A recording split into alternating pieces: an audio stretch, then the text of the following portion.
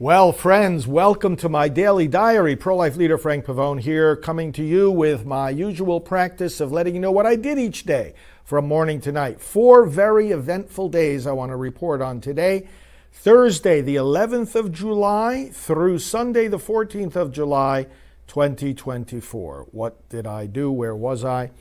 Well, so Thursday the 11th began in the city of Nashville. I had flown there the night before, and I was taking part in a large gathering of conservative leaders. It's a membership group that I belong to, and I was there to take part in those meetings, which began in the late morning. So in the earlier hours of the morning, I was, first of all, greeting people who were arriving for this meeting, and then also connecting with my staff to talk about work of the day and talk about projects and get update reports and give instructions. And so I was in some meetings with staff, and then went downstairs to the gathering area for this big meeting and began interacting with all the participants.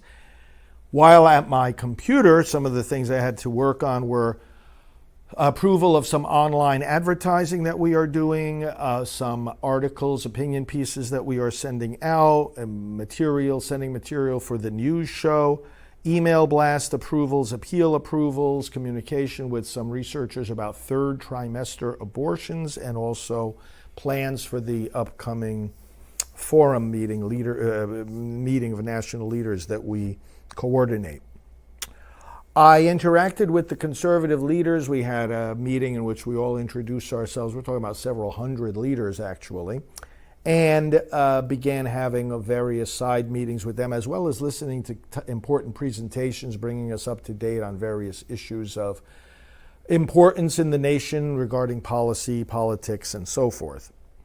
The afternoon was filled with this, interacting with people, going in between, listening to presentations and having individual conversations with the leaders. And we culminated in an evening banquet at which I was asked to give the invocation. I was together with a number of other key leaders, including the leaders of Promise Keepers and other groups like that. In my invocation, I said the election prayer, which you know of at electionprayer.com, and the leaders really, really appreciated that, and networking with people until well into the night. That was Thursday the 11th. Now, Friday the 12th was a full day of networking with these conservative leaders. So got up early. We had an early breakfast meeting during which members who want to give a report on their organization's activities can do so. So I gave one of those reports about our work on the state ballot initiatives, fighting against these abortion referenda in these various states, and showing the leaders the key website, stateballotmeasures.org, that we've put together to help people keep on top of these developments. Listen to the reports of the other members. Again, many side meetings, as well as listening to the big presentations as the day went on. That filled the entire morning. Checked in a little bit with my staff. Had to approve an outgoing appeal letter as well as an outgoing email. But otherwise was with all these other leaders. Come the afternoon, after a special awards luncheon that we attended, I had a special meeting with the team that handles our prospecting mailing. They were at this meeting too, so I had a strategy meeting with them. I also had a meeting of the Catholic group that goes to this particular larger meeting. There's a subgroup of the Catholic members. Took part in that meeting, and then there was a movie screening that I attended. It's for a movie called The 1916 Project. You've heard about it if you watch our programs, because we had the people who put that together on with us. That led into the evening and another banquet, great networking with the leaders, saying hello to everybody, and that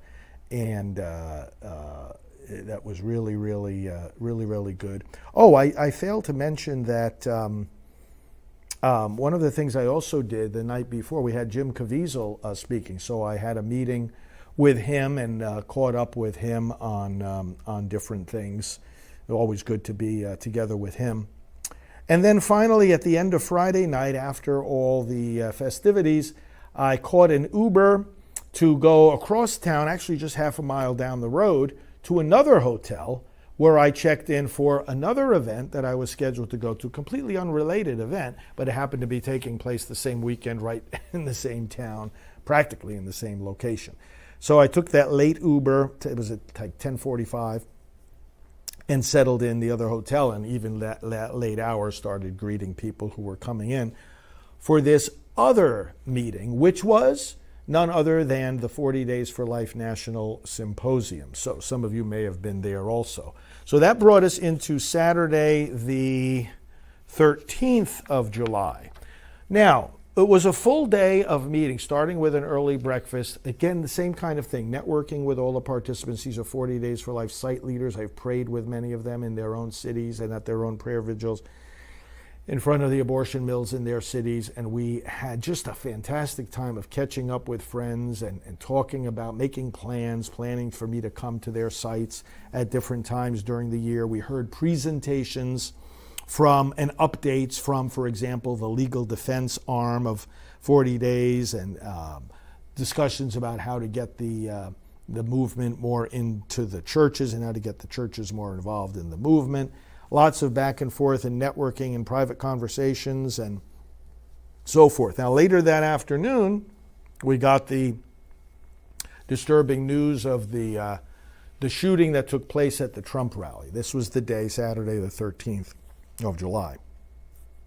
So right away, my phone started ringing. I talked to my staff, and then I also was asked to come on right away onto Right Side Broadcasting Network, which I did, and had some extended commentary there live on that network. And then I was asked by some of the Trump team to help lead a 9 p.m. prayer call. So when I say the Trump team, I'm talking about people like Pastor Paula White, Brooke Rollins, who was who oversaw the Domestic Policy Council for President Trump, and some other insiders.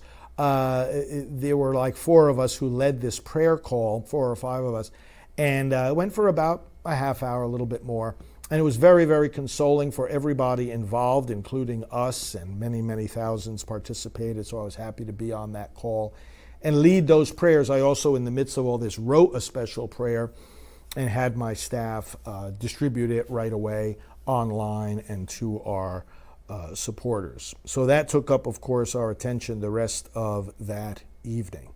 Sunday the 14th, by that time, our 40 days meeting had concluded. So I started early in the morning getting packed up and getting ready to catch my Uber to go back to the airport, which I did in order to catch a flight to Milwaukee, Wisconsin. Now, I did, as I usually do, email work on my computer in the car, at the gate on the plane, some plans for our upcoming broadcasts, some plans for upcoming trips. These were some of the things I had to address.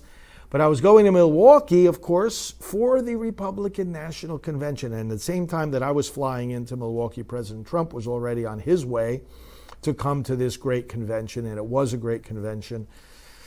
I'll tell you more about it in the next Daily Diary update, but I landed in Milwaukee, went over to the hotel and to the convention center and settled in. I had to get my credentials for the week, began right away interacting with the delegates and the alternate delegates and the guests, tens of thousands of people arriving at the same time, and so things were quite busy.